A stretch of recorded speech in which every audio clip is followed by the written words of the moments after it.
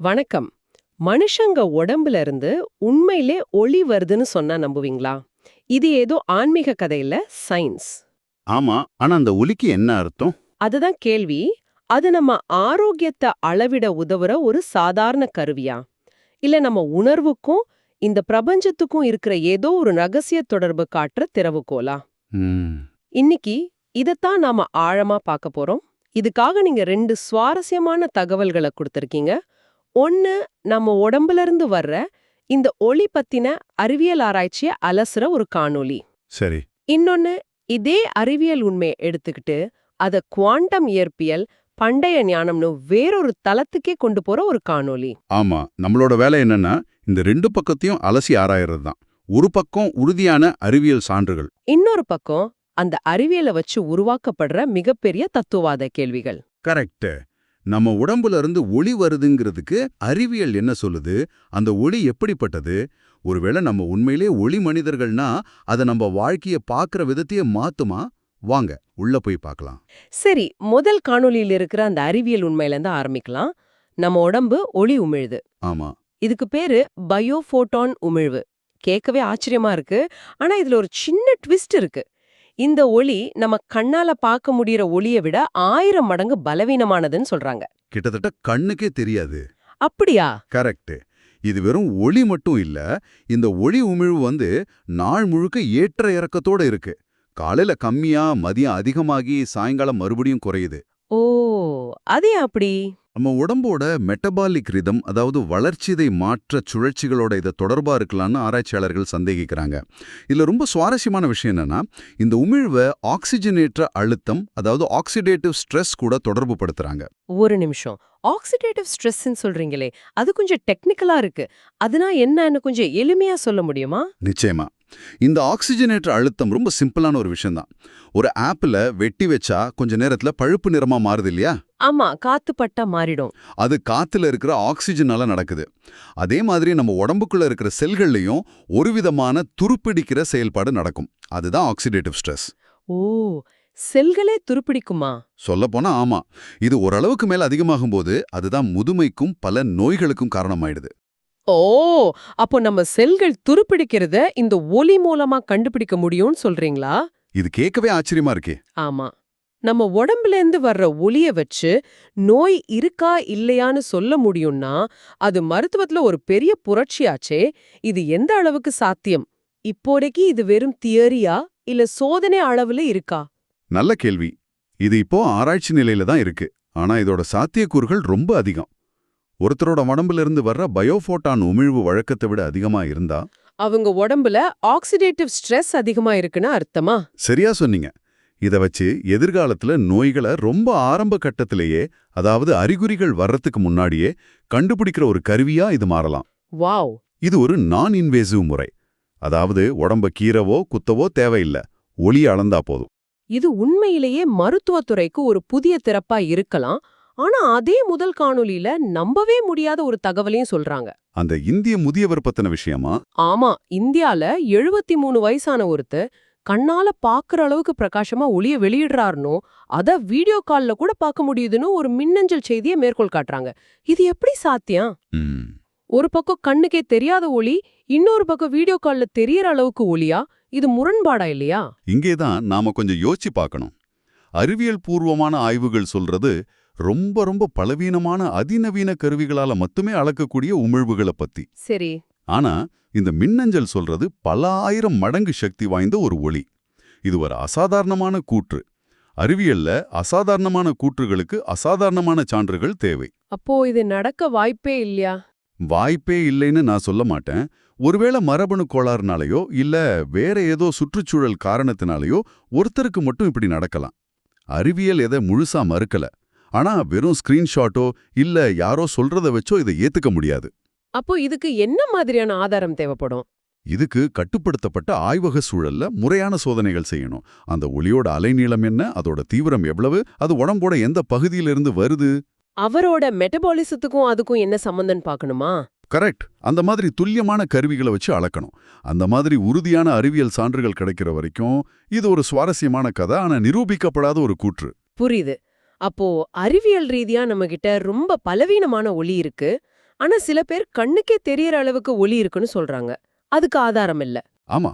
இந்த இடத்துல தான் நீங்க அனுப்புன 2வது காணொளி உள்ள வருது.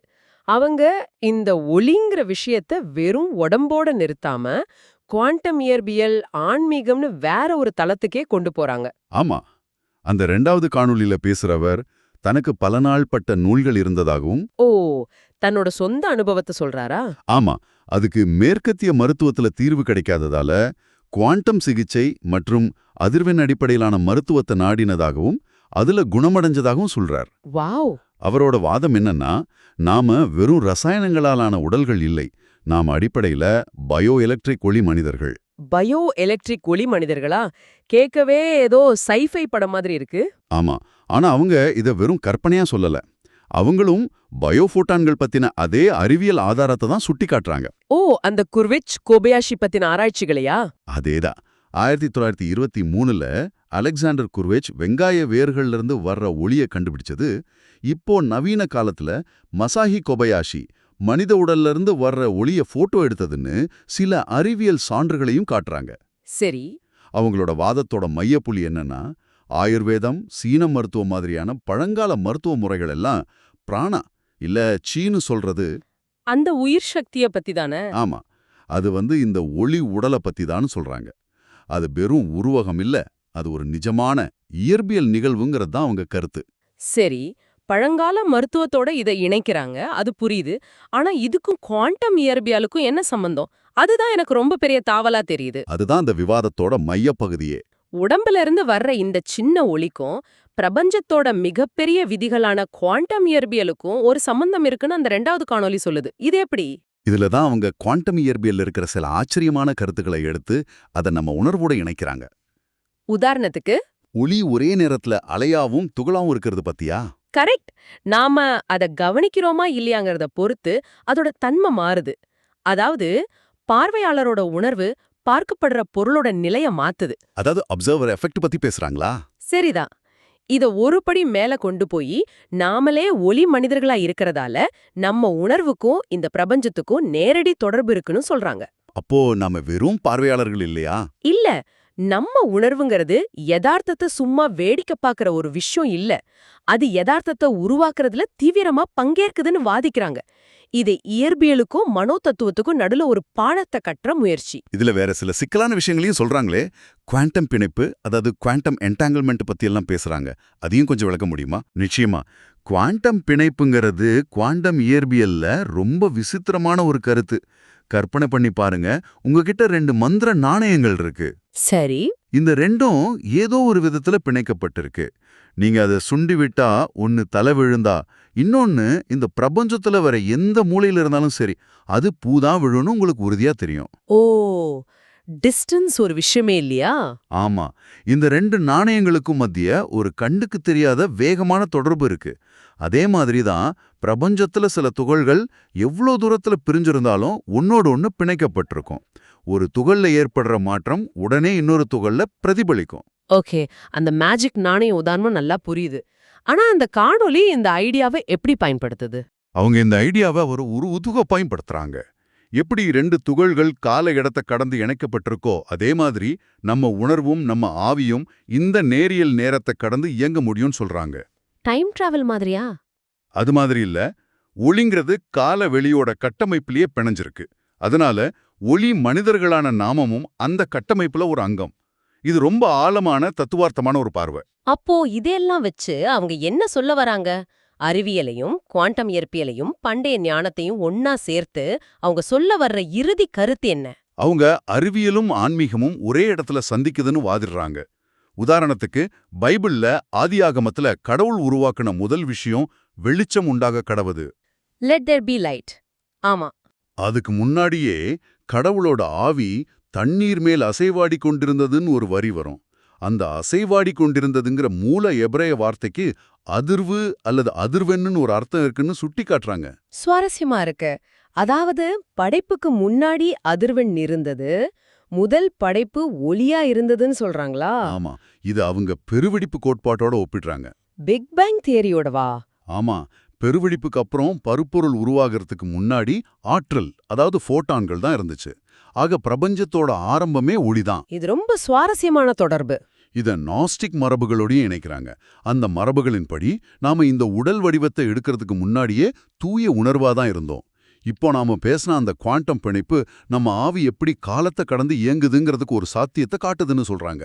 அப்போ நாம செய்யற பிரார்த்தனை, நம்ம எண்ணங்கள், ஒரு விஷயத்து மேல நாம வைக்கிற கவனம், இதெல்லாமே வெறும் மனசுக்குள்ள நடக்கிற விஷயங்கள் இல்லையா? அந்த காணொளியின்படி இல்ல.